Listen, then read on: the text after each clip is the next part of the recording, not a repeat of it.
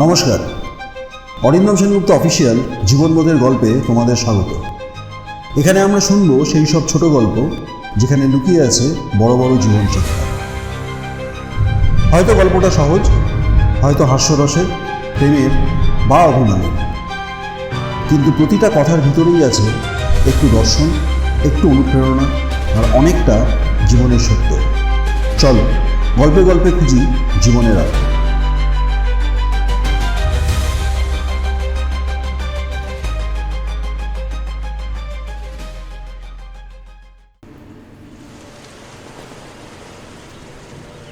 Arindam Sengupta officials জীবনবোধের গল্পে আজকে আমাদের গল্প জন্মদিন, সময়কে বন্ধু করার দিন।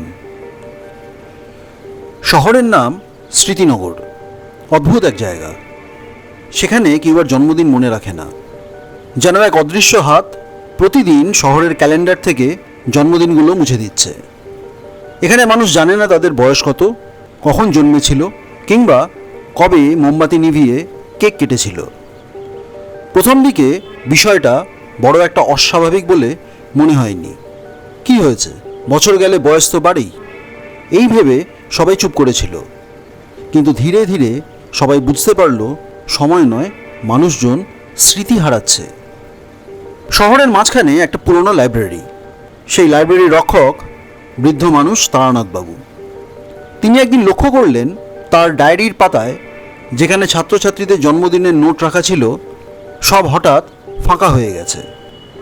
তিনি অবাক হয়ে ভাবলেন, এ কেমন কথা, সুমনার জন্মদিন তো ছিল ফাল্গুনের 12 তারিখে, অথচ আজ আর খুঁজে পাচ্ছি না।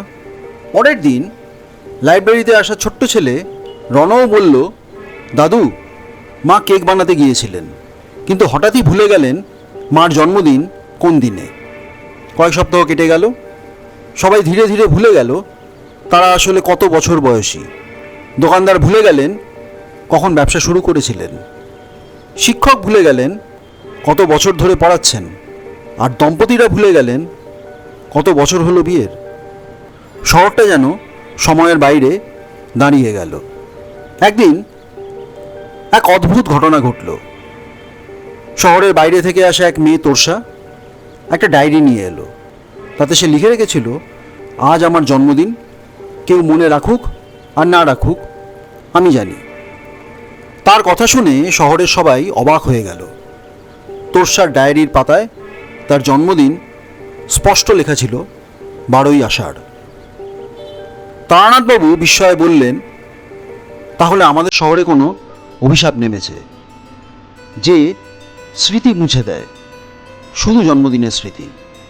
তোষা বলল, আমি ছোটবেলা থেকেই দেখেছি মানুষ যত বুড়ো হয় তত ভয়ে ভরে যায়। তারা বয়সকে ভয় পায়। জন্মদিন মানেই বয়সের হিসেব। হয়তো এই শহর সেই ভয় এড়াতে গিয়ে নিজের স্মৃতি মুছে ফেলেছে। শহরবাসী চুপ। এটা ঠিক, অনেকেই গোপনে বয়সকে ঘৃণা করত, অস্বীকার করত। হয়তো সেই সমষ্টিগত ভয়ই শহরটাকে এভাবে বদলে দিয়েছে। তোষা প্রস্তাব দিল, চলো আমরা জন্মদিনকে বয়স নয়, জীবনের উৎসব হিসেবে মনে রাখি। কত বছর বাঁচলাম সেটা মুখ্য নয়, প্রতি বছর বেঁচে থাকার আনন্দটাই আসল। শহরের মানুষ প্রথমবারের মতন সিদ্ধান্ত নিল একটা সমবেত জন্মদিন পালনের। তারা সবাই মিলে বাজার থেকে মিষ্টি আনলো, কেক বানালো, মোমবাতি জ্বালালো। সেই রাতে স্মৃতিনগরের আকাশে আতশবাজি ফাটল। আশ্চর্যের ব্যাপার, পরের দিন সকলের জীবনে আবার জন্মদিনগুলো ফিরে এলো। সেদিন থেকে স্মৃতিনগরের মানুষ জন্মদিন আর ভুলল না। স্মৃতিনগর বুঝল জন্মদিন মানে শুধু বয়সের হিসাব নয়, জীবনের প্রতিটি মুহূর্তের প্রতি কৃতজ্ঞতা। জন্মদিন হলো সময়কে ভয় না পেয়ে সময়কে বন্ধু করার দিন।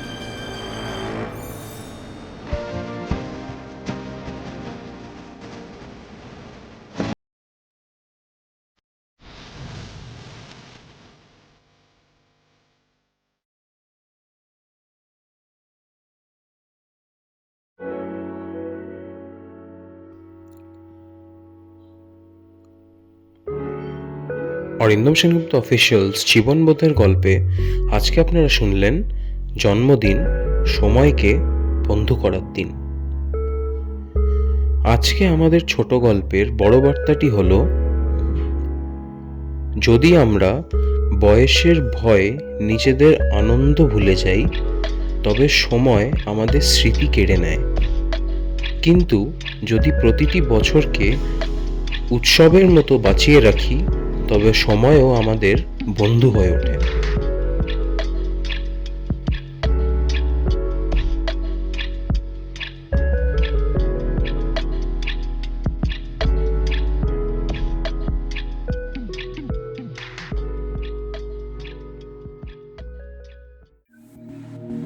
অরিন্দম সেনগুপ্ত অফিসিয়াল জীবনবোধের প্রতিটা গল্পে একটু জীবন, আর প্রতিটা জীবনে একটা গল্প। ছোট গল্প, বড় শিক্ষা। গল্প শেষ নয়, জীবনও নয়। শোনো, শেখো, বাঁচো। আজ এ পর্যন্তই। দেখা হচ্ছে পরের গল্পে। লাইক, শেয়ার আর সাবস্ক্রাইব করতে ভুলো না।